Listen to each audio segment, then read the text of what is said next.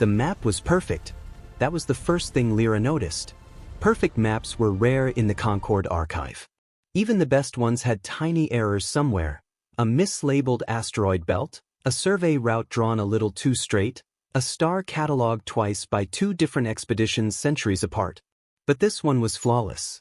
It floated in the center of the cartography hall, projected from the main survey core in a soft field of blue light. Thousands of stars shimmered across its surface like scattered grains of silver. Trade routes threaded between systems in elegant curves. Colonies glowed with small golden markers. Navigation corridors pulsed faintly in green. Every detail had been checked and verified by hundreds of civilizations over nearly 400 years. Every known corner of the galaxy was there. Except one. Lyra leaned closer to the projection, narrowing her eyes. The gap sat along the lower rim of the map, where the spiral arm thinned into colder and quieter regions of space. Normally those outer edges were messy, half-finished surveys, uncertain coordinates, dotted lines marking territories that had not yet been properly charted. But this was not messy. This was clean. A perfect white space. A sharp border cut across the stars like someone had taken a knife to the map and sliced away a section of the galaxy. Nothing inside it. No stars. No systems. No survey notes. Just blank light. Lyra tapped the console beside the projection. The map zoomed in obediently, expanding the region until the empty space filled half the display. The border remained razor-straight, dividing known space from nothing. Her fingers hovered over the controls. "That's not right," she murmured. Behind her, the cartography hall hummed quietly with the soft sounds of work. Dozens of other researchers sat at terminals around the circular chamber, their screens filled with star charts, navigation logs, and survey reports. No one seemed interested in the enormous hole in the galaxy. Lyra zoomed further. The edge of the blank zone became even clearer. It was not just straight. It was deliberate. Natural survey gaps never looked like that. When explorers ran out of time or fuel or courage, their maps left rough borders. Uneven edges. Half-finished scans. This was different. Someone had decided exactly where the line should be. Someone had drawn it. Lyra pulled up the metadata panel. Survey history scrolled across the screen. Hundreds of updates. Thousands of revisions. Minor corrections added over centuries as new expeditions refined the galactic map. But when she searched for the origin of the blank zone, the archive returned only a single note. Archive query outside permitted scope. She blinked. Then she tried again. Different search terms this time. Outer rim survey logs. Navigation records. Historical cartography references. Each request produced the same response. Query outside permitted scope. Do not pursue. Lyra sat back slowly in her chair. The words glowed on the screen like a quiet warning. Maps did not censor themselves. Cartography was supposed to be the most neutral science in the Concord, an accurate record of what existed. Stars did not care about politics. Coordinates did not lie. And yet someone, at some point, had decided that this entire region of space should not exist. Lyra looked around the hall. A few researchers moved between terminals. Someone laughed softly near the data archive wall. The projection of the galactic map continued to turn slowly above them, serene and authoritative. No one was looking at the empty space. She turned back to the console and zoomed out. The galaxy appeared again in its full sweeping spiral. Brilliant. Complete. Except for the wound carved into its lower edge. Lyra traced the border with her finger through the projection light. It was too straight, too precise, too intentional. And suddenly she realized something that made the back of her neck prickle. The blank space was not the result of explorers failing to map the region. It was the result of someone deciding that whatever was there should be removed. Not unknown. Removed. Which meant the question was no longer what was in that region of space. The real question was much worse. What had the Concord gone to so much trouble to erase? Lyra did not sleep much that night. The image of the blank zone kept returning to her thoughts, hovering behind her eyelids every time she tried to rest. A perfect map with a perfect wound carved into it. It made no sense. And the more she thought about it, the less she believed the archive warning. Query outside permitted scope. Do not pursue. Cartography had no permitted scope. Maps existed to answer questions, not prevent them. So the next morning she went back to the archive terminals. The cartography hall was quieter than usual at that hour. Pale light filtered through the long observation windows, illuminating rows of ancient star charts preserved behind glass walls. Some of them were hundreds of years old, printed on physical sheets instead of digital projection. Lyra sat down at her terminal and opened the archive again. This time she tried something different. Instead of searching for the blank region directly, she began searching for the systems surrounding it. Outer Rim trade routes, exploration missions, deep survey expeditions. Records appeared instantly. Most of them stopped abruptly near the border of the blank zone. Ships that had mapped stars right up to the edge. Navigation paths that curved away from it. Survey notes that ended with cautious phrases like, region unsuitable for continued mapping. None of them explained why. None of them even described what lay beyond the line. The silence was too consistent to be accidental. Lyra leaned back, thinking. Then she noticed something strange. The oldest records, the ones closest to 3 centuries ago, did not stop at the border. They simply disappeared. Not classified. Not restricted. Gone. Like pages torn out of a book. She stared at the screen. Someone had cleaned the archives. Very carefully. A quiet voice behind her said, "You're digging in the wrong place." Lyra turned. Master Carthan stood a few steps away, his long gray robes brushing the polished floor. He had been the senior cartographer of the hall for nearly 40 years. His maps were taught in navigation academies across half the Concord. Normally his presence was comforting. Today it felt like being caught doing something wrong. "I was just reviewing Outer Rim survey data," Lyra said. Carthan's eyes flicked briefly to the screen. He saw the search results. For a moment, neither of them spoke. Then he reached forward and closed the archive window. "You don't need to look into that region," he said calmly. Lyra frowned. "But the map. It's empty space." His answer came too quickly. Lyra hesitated. "With respect, Master, empty space doesn't have borders like that." Carthan went still. Not the stillness of someone thinking. The stillness of someone deciding. His eyes moved across the room briefly, checking the other researchers nearby. No one appeared to be listening. When he looked back at her, something in his expression had hardened. "You are an apprentice," he said quietly. "Your job is to learn established charts, not question them." But the archive warning. Some areas of the galaxy are simply not relevant to Concord operations. That doesn't explain why the survey data is missing. For a long moment he said nothing. Then he spoke in a softer voice. "Lyra, some questions are not worth the trouble they cause." That was not an answer. It was a warning. She realized suddenly that he was not annoyed. He was uncomfortable. Maybe even afraid. Carthan straightened and stepped back from the terminal. "Focus on your assigned work," he said. "Leave the Outer Rim charts alone." Then he walked away. Lyra sat there for several seconds after he left. Her screen reflected faintly in the dark surface of the console. Around her, the cartography hall continued its quiet routine. Researchers studied star maps. Survey drones updated coordinates. The galaxy turned slowly in the projection above them. Perfect. Complete. Except for the blank space that apparently no one was allowed to see.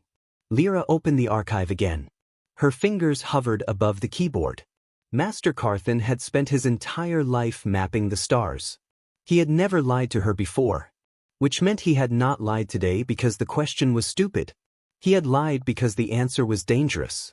And that changed everything. Lyra typed a new search into the terminal. Not in the official archive this time. In the public research forums where explorers and pilots traded information the Concord could not easily filter. Her message was simple. "Has anyone else noticed the blank zone on the lower rim charts?" She stared at the words for a moment. Then she pressed send. If the Concord was trying to erase something from the map, someone somewhere would know why. Lyra expected silence. The Concord research forums were enormous. Thousands of scholars, survey pilots, navigators, archivists, and independent explorers sharing small discoveries across the galaxy. Most messages disappeared into the endless stream of data within minutes. Her question should have been one of them. For several hours, it was. Lyra checked the forum during lunch. Nothing. She checked again at the end of the work cycle. Still nothing. For a moment she wondered if Master Carthan had been right. Maybe she was chasing patterns that did not exist. Then the first reply appeared. It came not through the public thread, but as a private message. The sender's name was unfamiliar. Oris Valen. The message contained only a single sentence. If you value your career, stop asking that question in public. Lyra stared at the words. That was not the kind of response someone sent to a mistaken observation. That was the kind of response people sent when a question was too accurate. Before she could decide whether to reply, a second message arrived. This one was much longer. The sender identified himself as Professor Preth Allery, historian of early Concord conflicts. The message began with 3 paragraphs about the importance of accurate cartography in understanding galactic history. At first it seemed unrelated. Then Lyra noticed a single line buried in the middle. 6 major wars occurred during the early Concord expansion period.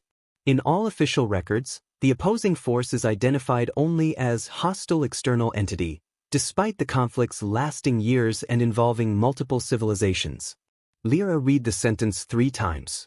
The professor ended his message with a short note. Curious omissions in historical records sometimes point to deliberate editing.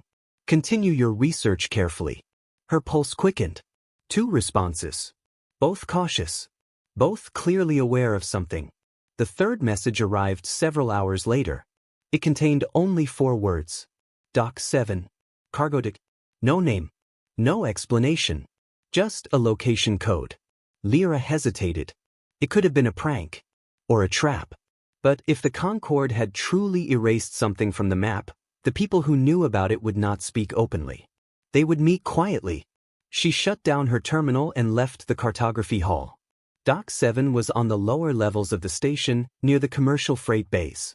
The air smelled faintly of fuel and machinery, and the corridors were busier than the academic districts above. Cargo crews moved crates between ships. Maintenance drones drifted overhead. Lyra found the correct docking bay and stopped at the entrance. A battered cargo ship sat inside. Its hull bore dozens of repair patches and faded route markings from systems scattered across the outer rim. The name painted along its side red drifting spool. The loading ramp was already down. For a moment she stood there, considering. Then she walked inside. The interior of the cargo hold was dimly lit, but she quickly spotted 3 figures seated around a folding table near the center. One of them stood when she approached. Lyra recognized her immediately from the forum message. Oris Valen. Former Concord Admiral. Dismissed 8 years ago under circumstances that official records described only as conduct inconsistent with council directives. She was taller than Lyra expected, with short silver hair and the posture of someone who had spent decades commanding fleets. The second figure was older, thin, sharp-featured, with a scholar's quiet focus. Professor Preth. The third person leaned casually against the bulkhead beside them. A pilot, judging by the worn navigation jacket and the way their eyes automatically scanned the cargo hold entrances. They introduced themselves simply as Tash. For several seconds no one spoke. Then Oris studied Lyra carefully and said, "You're younger than I expected." Lyra folded her arms. "And you're all here because you know something about the blank zone." The 3 of them exchanged brief glances. Preth chuckled softly. "A direct mind," he said.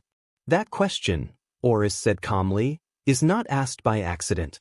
Anyone who notices that border and refuses to ignore it ends up searching the same places." "Which means you've asked it too," Lyra said.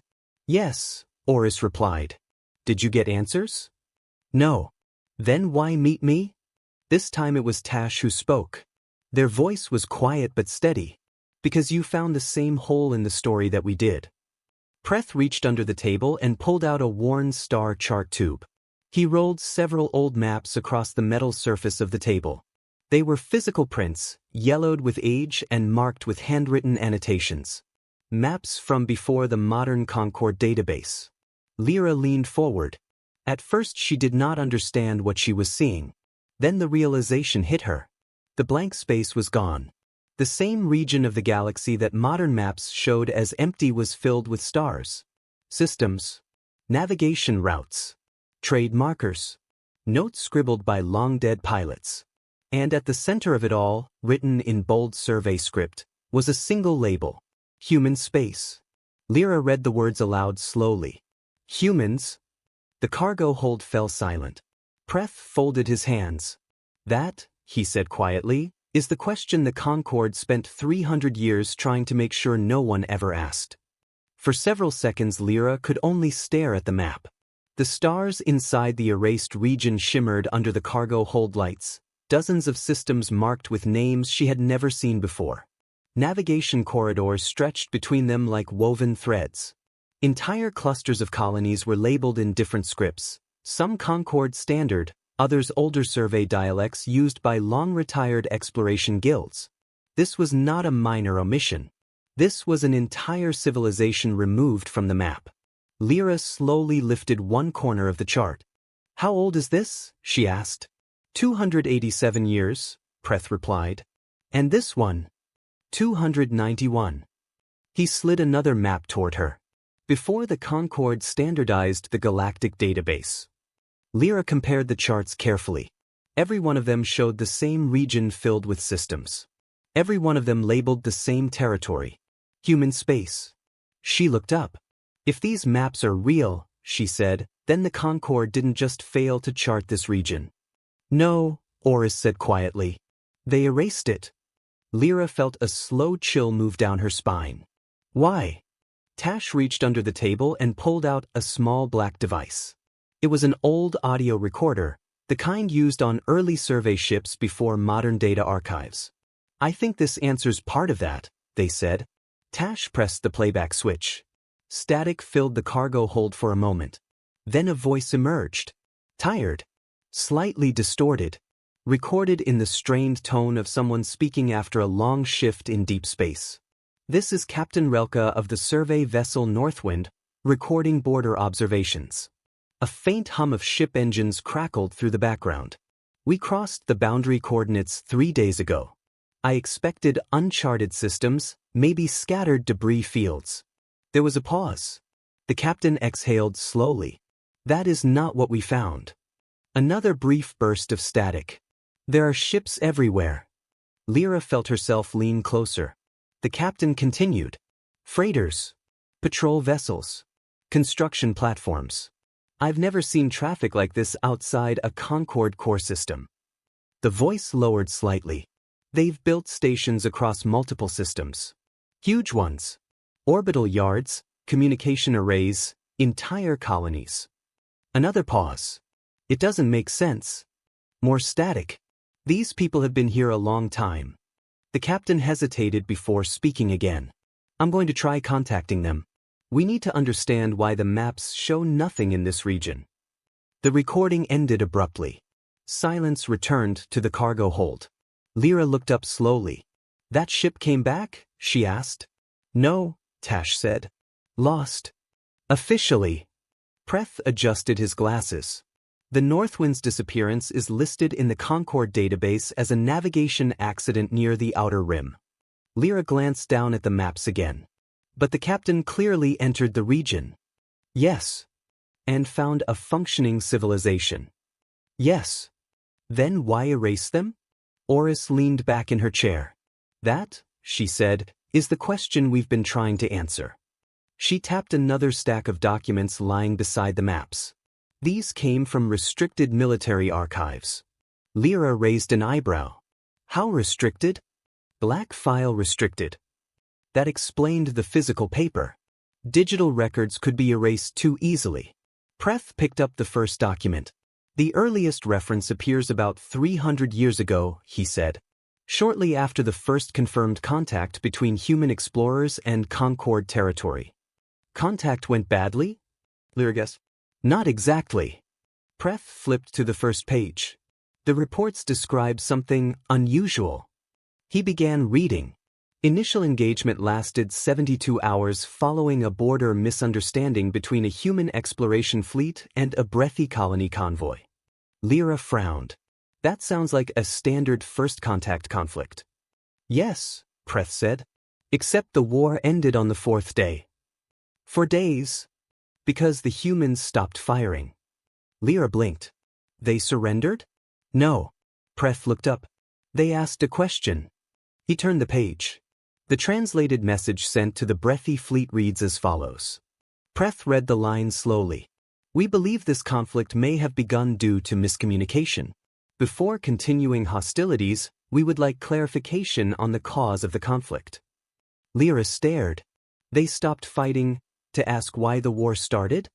Yes. And the breathy response? Preth shrugged. Confusion. Oris smiled faintly. The breathy military doctrine had no category for that move. Lyra looked at the maps again. So they made peace? Yes, Preth said. 11 days later. Then why erase them? Tash answered this time. Because that wasn't the only war.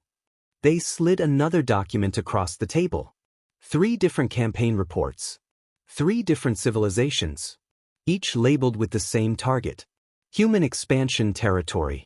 Preth tapped the pages. These campaigns lasted years. Years? Lyra asked. Yes. And all 3 ended the same way. She looked at him carefully.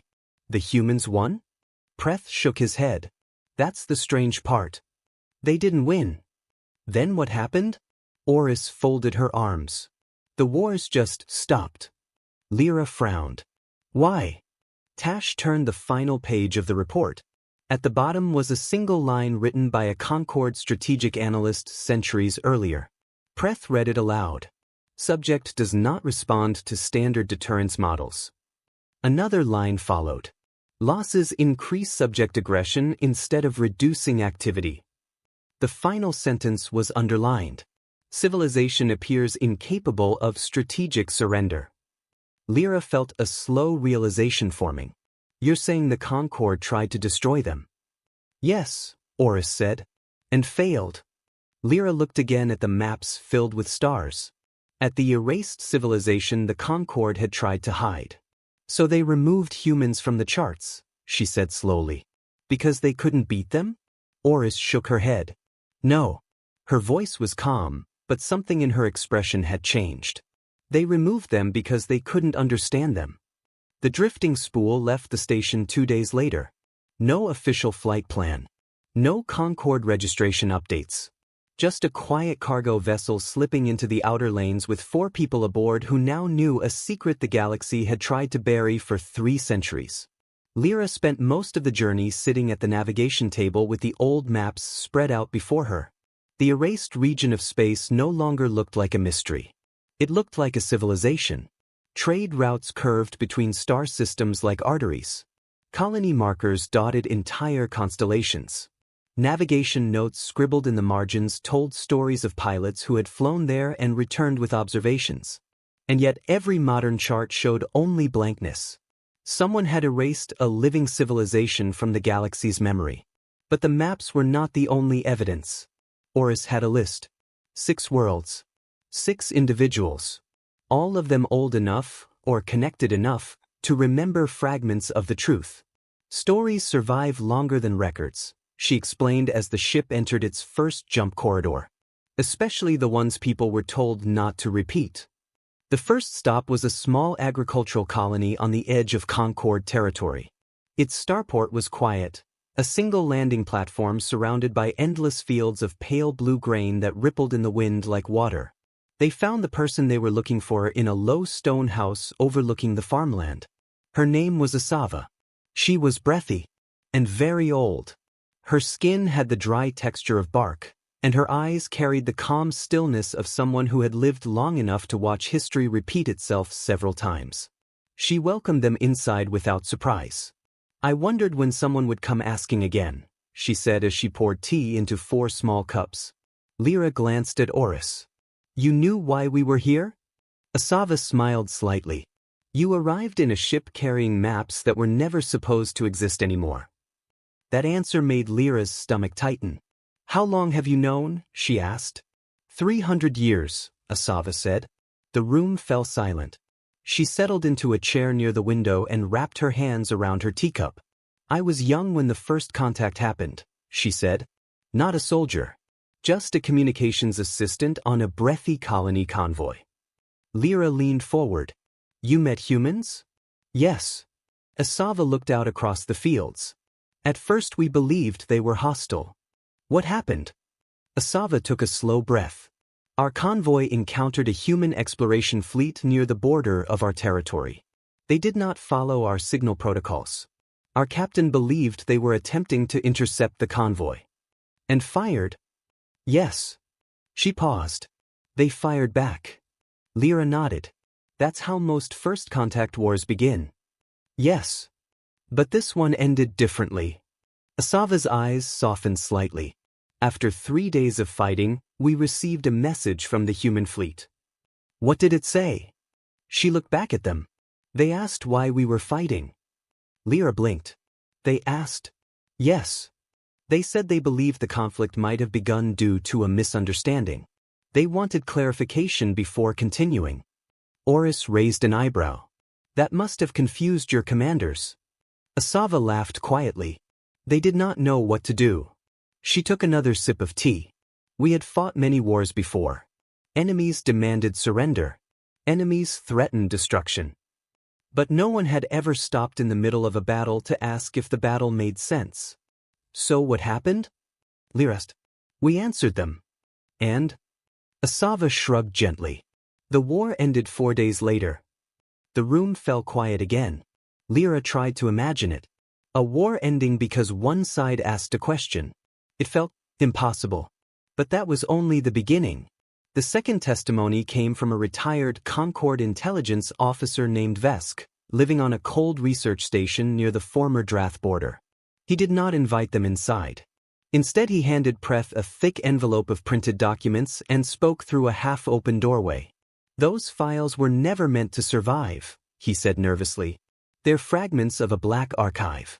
What kind of fragments? Lyra. Military reports. About humans? Yes. Vesk looked down the corridor before continuing. 3 containment campaigns were launched against human expansion territories over the course of 2 centuries. Lyra frowned. Containment. That was the official word. What was the real goal? Vesk's voice dropped to a whisper. To end them. He closed the door after that. Back aboard the drifting spool, Preth spread the documents across the table. The reports were detailed. 3 different civilizations. 3 different strategies. All aimed at the same target. Humanity.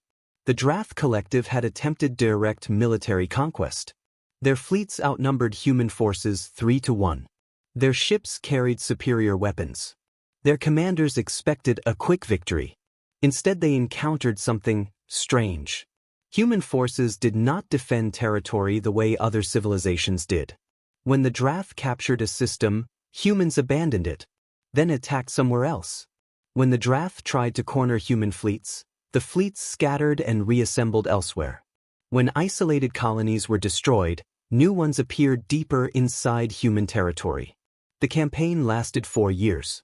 It ended when the Drath military ran out of ways to force a decisive battle. One line from the final report stood out. Preth read it aloud.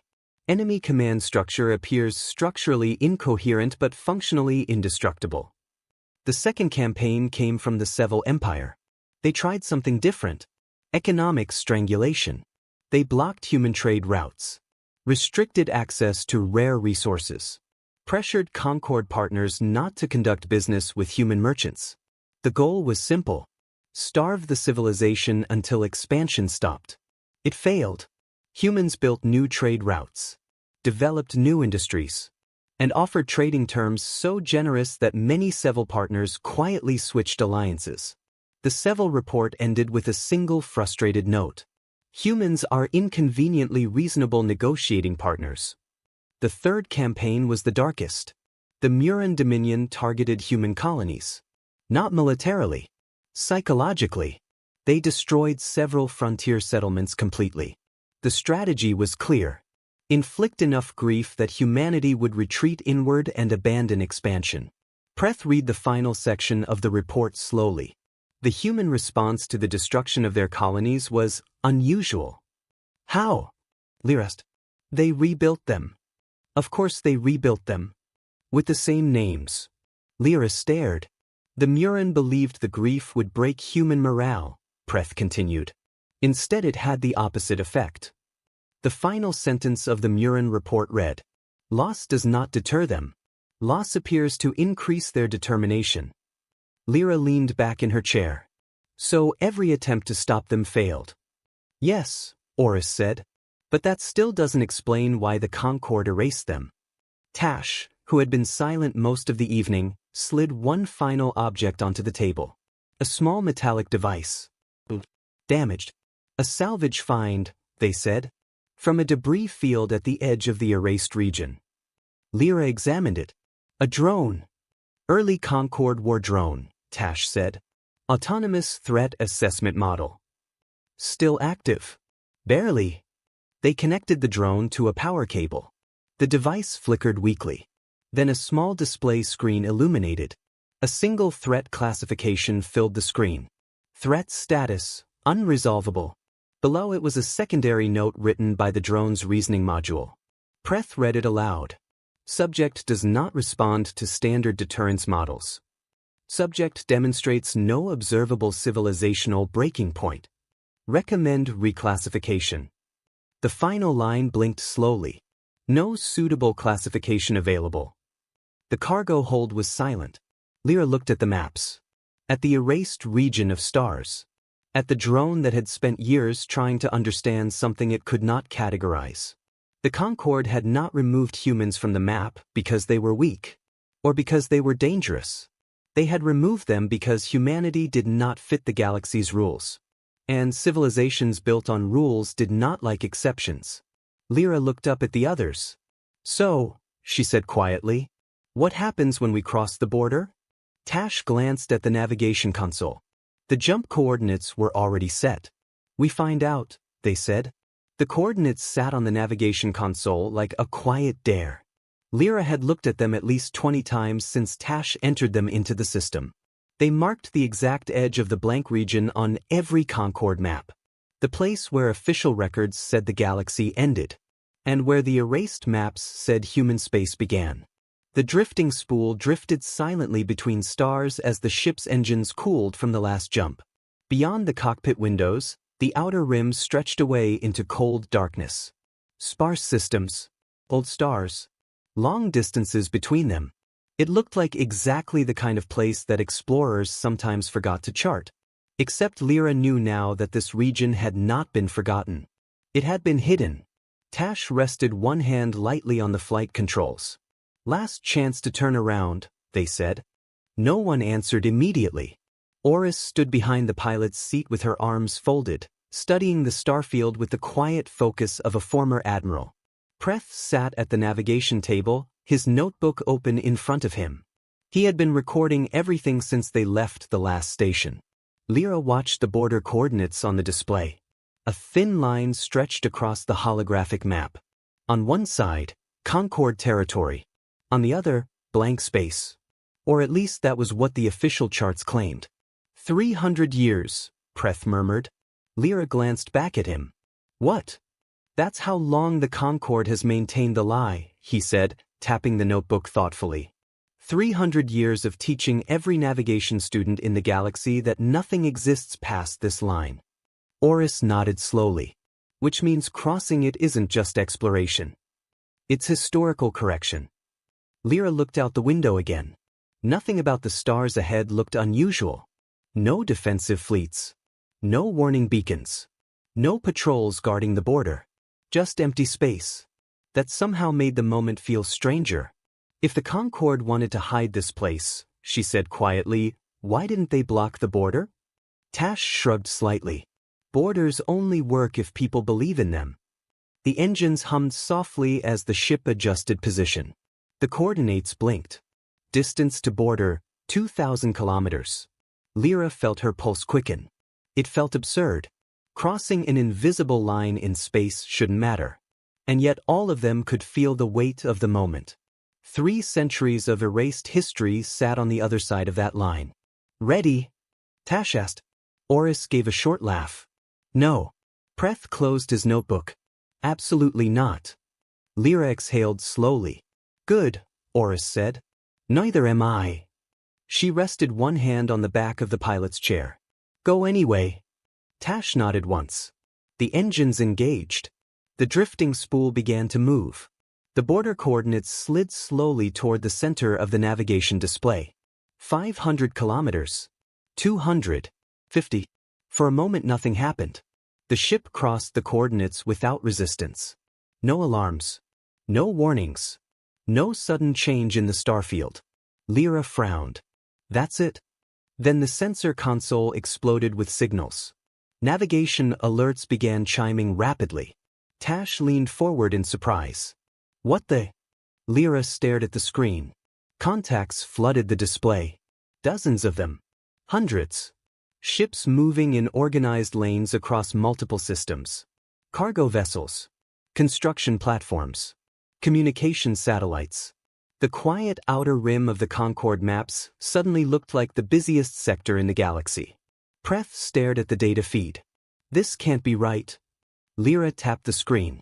The signals remained. Traffic routes appeared automatically as the sensors mapped them. Trade lanes. Docking relays. Navigation buoys. An entire infrastructure network. Hidden in plain sight. Oris stepped closer to the viewport. Through the distant starlight, a massive structure slowly rotated into view. An orbital station. Larger than anything built on the Concord's outer rim. Lyra felt a strange mixture of shock and awe rising in her chest. The erased region wasn't empty. It was alive. Tash let out a quiet whistle. "Well," they said. "Looks like the map was wrong." Oris smiled faintly. "No," she said. "The map wasn't wrong." She looked at the stars filling the cockpit windows. It was lying. For several minutes no one in the cockpit spoke. The sensor display continued filling with signals. Ship identifiers. Docking transponders. Navigation beacons. Communication channels layered over one another like threads in a vast web. The erased region of space looked less like a frontier and more like a city. "Check the sensor calibration," Preth said quietly. Tash already had. "Triple-checked," they replied. "Everything's real." Lyra leaned closer to the display. Ships moved in every direction across the sector. Some were massive freighters drifting slowly between systems. Others were smaller craft darting along faster routes. Construction scaffolds surrounded half-built orbital platforms. Communication relays floated between planets like bright nodes in a net. It was busy. Not chaotic, organized. Purposeful. And very, very alive. "This doesn't make sense," Lyra whispered. "The Concord said this region was empty." Oris folded her arms. "The Concord said many things." She gestured toward the viewport.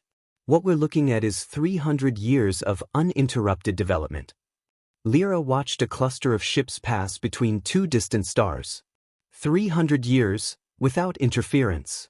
Preth nodded slowly. "If every campaign against them failed, then they've been building this entire time," Oris finished. Tash leaned back slightly in the pilot's chair. "Well," they said, "if we're already trespassing in someone else's territory." A soft chime interrupted them. Incoming transmission. The 4 of them froze. The signal repeated. "Open channel?" Tash asked. Oris gave a short nod. "Let's see who noticed us." Tash tapped the console. The main display flickered. A face appeared. Human. Lyra had studied images of them in historical records, but seeing one in real time felt strangely different. The woman on the screen looked to be in her late middle years. Her skin was dark brown, her hair cut short and streaked with gray. She wore a simple work jacket with grease marks along one sleeve. Behind her, metal walls and tool racks suggested the interior of a maintenance shuttle. She looked at them calmly for a moment. Then she smiled. "Hey there," she said. Her voice was warm and casual, like someone greeting neighbors rather than unknown ships crossing a forbidden border. "You folks look a little lost." Lyra blinked. She had prepared for many possible first contact scenarios. Military challenge. Interrogation. Suspicion. This was not one of them. Oris stepped slightly forward. "We may have entered your territory without proper notice," she said carefully. The human tilted her head. "Yeah, that happens sometimes out here." She glanced briefly at another screen on her side. "Your transponder shows Concord registry." "That's correct." The human nodded. "Well, welcome to the neighborhood." Lyra felt her mind stall for a moment. That was it? No demands. No questions. Just a greeting. "We were looking for a place to dock," Lyra said slowly. The woman leaned back in her chair. "Sure. Closest public station is Had Era. 2 systems over." She tapped something off screen. "I'll send you the coordinates." The navigation console chimed as new data appeared. Lyra stared at the screen. It was happening too easily. "We came from outside your territory," Oris added. The human shrugged slightly. "That's okay." "You're not concerned?" "About visitors?" the woman said. She smiled again. "Not really." She paused. "You hungry?" The question was so unexpected that Lyra almost laughed. What?" "You look like you've been traveling a while," the woman said. "We've got extra food on board. I can send someone over." The cockpit went silent again. Oris glanced at Lyra. Preth had stopped writing entirely. Tasha's eyebrows lifted slightly. Lyra finally managed to answer. "Yes," she said. "Actually, we are." "Cool," the human replied. "Hang tight." The channel closed. For several seconds no one moved. Then Preth cleared his throat. "That," he said carefully, "was not the response I expected from the galaxy's most terrifying civilization." Oris laughed softly. "Same." 20 minutes later, a small service shuttle drifted up alongside the drifting spool. A young human in an environmental suit crossed the short gap between the ships carrying a sealed container. He knocked lightly on the outer airlock. Tash opened the hatch. The human handed over the container. "Station's about 2 hours that way," he said cheerfully, pointing toward the coordinates. Then he grinned. "Safe travels." And just like that, he pushed away from the hull and returned to his shuttle. The airlock sealed again. Lyra stared at the container in her hands. Steam curled faintly from the vents along its sides. "What is it?" Preth asked. She opened it. Warm air filled the small cabin. Inside was a simple meal, grains, vegetables, and a thick sauce that smelled rich and unfamiliar. Food given freely from the civilization the Concord had tried to erase. Lyra sat down slowly. "They didn't search us," she said. "No. They didn't question us. No. They didn't even ask why we were here." Oris leaned against the bulkhead. "They saw travelers," she said, "and fed them."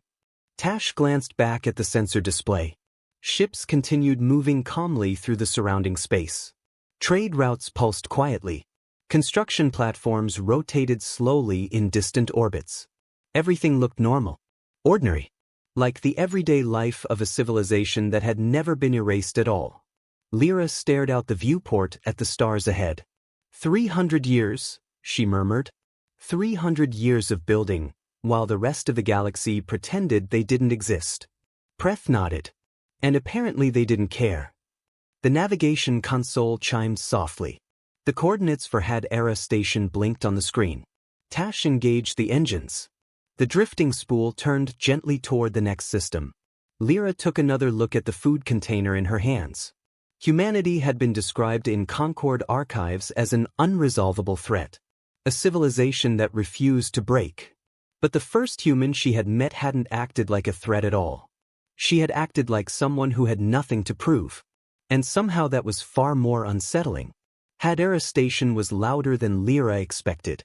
The drifting spool eased into the public docking ring 2 hours after receiving the coordinates. As the airlock opened, the first thing Lyra noticed was the noise. Not alarms. Not military drills. Just people.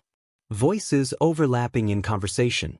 Cargo handlers shouting instructions across loading bays.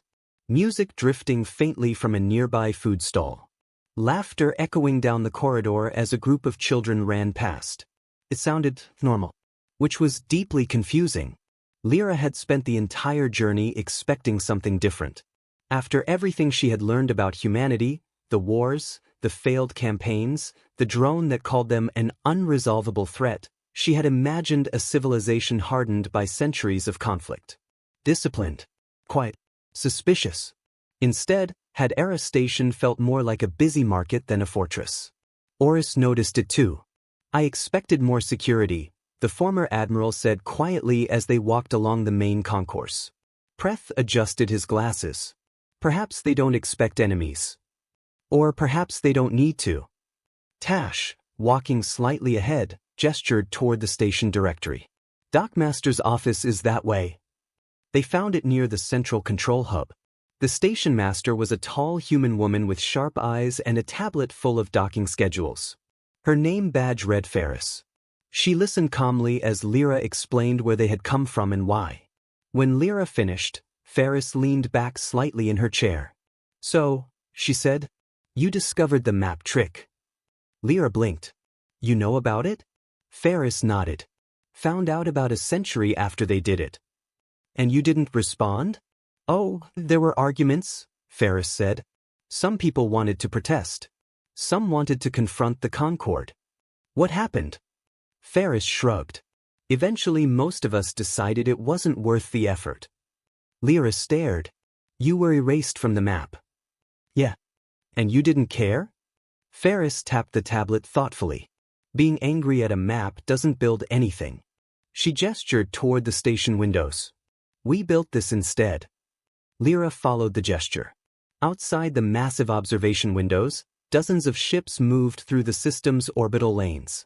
Trade traffic, construction vessels, passenger liners, an entire civilization functioning normally, despite being invisible to the rest of the galaxy. Ferris turned back to them. If you really want to understand why the Concord did what it did, she said, you should talk to someone who was around when it happened. She tapped a message into the tablet. Give me a minute. They did not have to wait long. 2 days later, the drifting spool landed on a planet called Meridian. From orbit it looked peaceful. Blue oceans, green continents, cloud systems drifting lazily across the atmosphere. The landing coordinates led them to a city called Arden Vale. Wide streets, tall trees lining pedestrian walkways, buildings made of warm stone and glass. Nothing about it suggested the homeworld of a civilization that had terrified the Concord.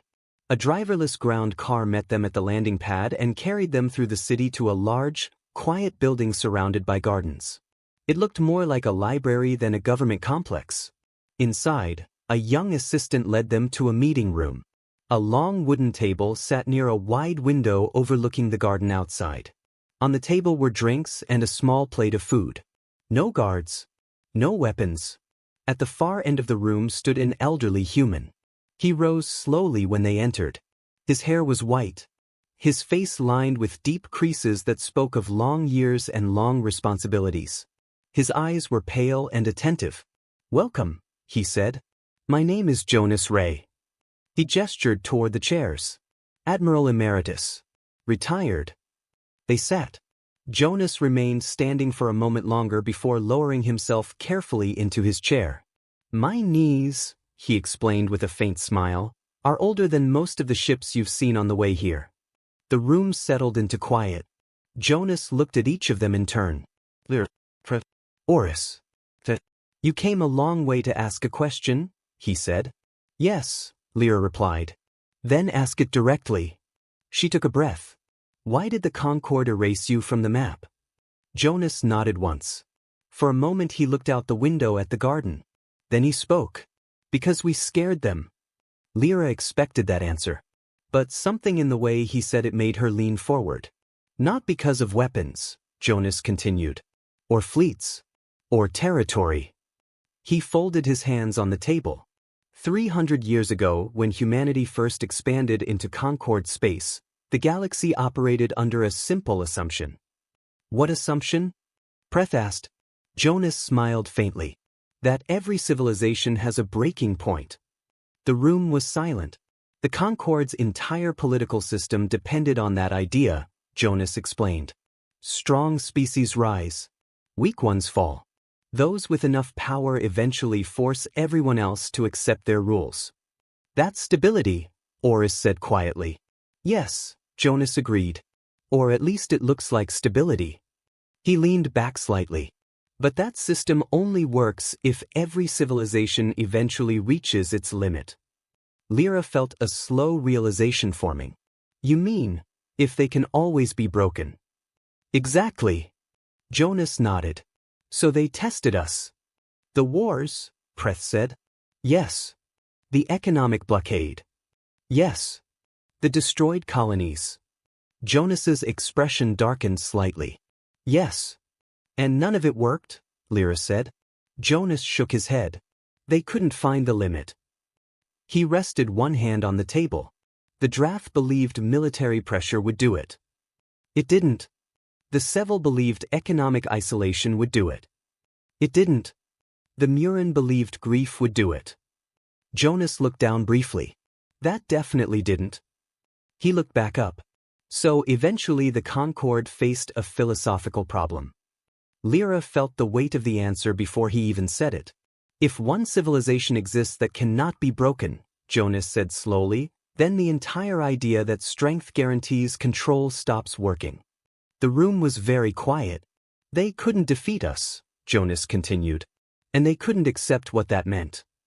So they erased you, Lyra said. Yes. They removed us from maps. From records. From history lessons. Jonas's voice softened slightly. They hoped that if no one remembered we existed, the question we represented would disappear too. Lyra sat back slowly. The drone's words echoed in her mind. No suitable classification available. Jonas looked at her. They weren't afraid of what we might do to them, he said gently. They were afraid of what it meant if we kept existing. Lyra understood now. Humanity was dangerous not because it conquered the galaxy. Humanity was dangerous because it proved the galaxy's rules were wrong. Lyra did not write the report immediately. For 2 days after the meeting with Jonas Ray, she walked the streets of Ardenvale, trying to process everything she had heard. The city did not behave like the center of a civilization feared across the galaxy. People argued in cafes over politics. Children raced bicycles through quiet parks. Construction crews repaired a bridge across the river that cut through the middle of the city. Life continued with an easy rhythm, as if the rest of the galaxy's fear simply did not matter. Which, Lyra realized, was exactly the point. Humanity had never been trying to prove anything to the Concord. They had simply been living, building, expanding, refusing to disappear. On the 3rd day she returned to the drifting spool and began writing. She started with the maps. The original charts showing the erased region filled with stars and trade routes. The official Concord maps that replaced them with empty space. Side by side, the difference was undeniable. Then she added the testimonies. Asava's memory of the war that ended when humans asked why it had begun. The intelligence fragments describing the failed containment campaigns. The drone's threat assessment. The machine that had spent 11 years trying to understand a civilization with no breaking point.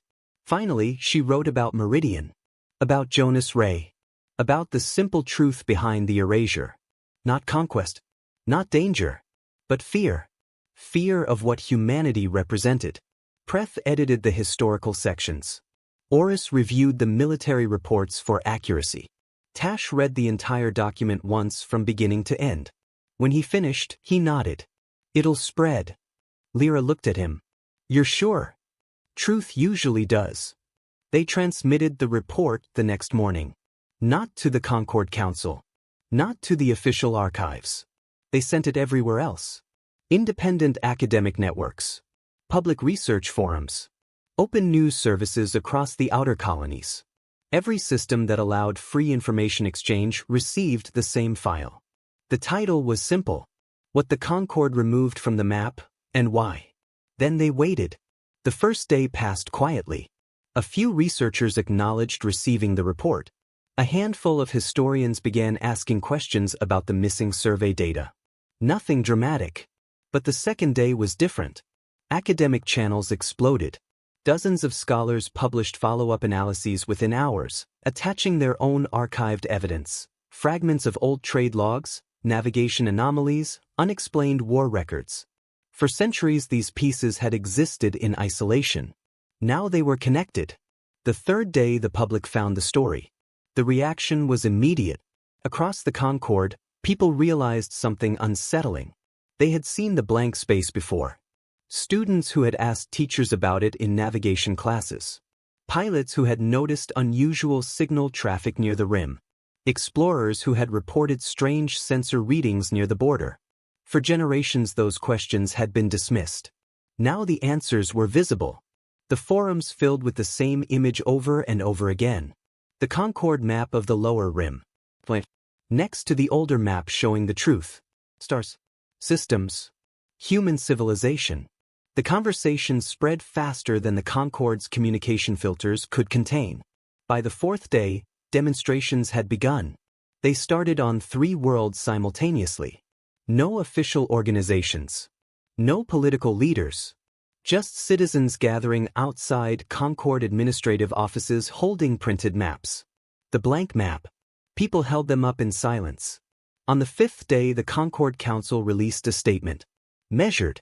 Carefully worded. It acknowledged that historical cartographic decisions had been made regarding the Outer Rim territories. It described them as strategic actions taken to preserve galactic stability. It promised a review committee. The public reaction took approximately 11 minutes. The response was simple. Not enough. More demonstrations followed. Independent journalists demanded access to the hidden archives. Several Concord member species began requesting direct diplomatic contact with humanity. For the first time in 300 years, the erased civilization was being discussed openly across the galaxy. Inside the drifting spool, Lyra watched the data feeds scroll across her screen. The truth was spreading faster than anyone had predicted. Preth leaned back in his chair. I spent 40 years studying Concord history, he said quietly. I never expected to watch it change. Oris checked a message that had just arrived on her tablet. Her eyebrows rose slightly.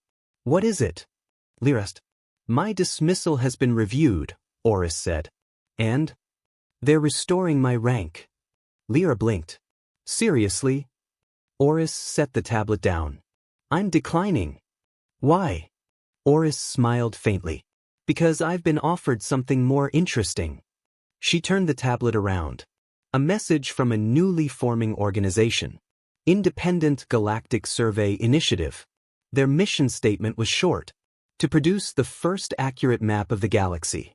They want me to lead the first expedition, Oris said. Lyra smiled slowly. You should say yes. I already did. Outside the viewport of the drifting spool, the stars of human space burned quietly. For 300 years they had existed without recognition. Now the galaxy was finally looking at them again. And this time, it could not pretend they weren't there. 6 weeks later, Lyra returned to the Concord Cartography Hall. The same wide chamber. The same towering star charts behind glass.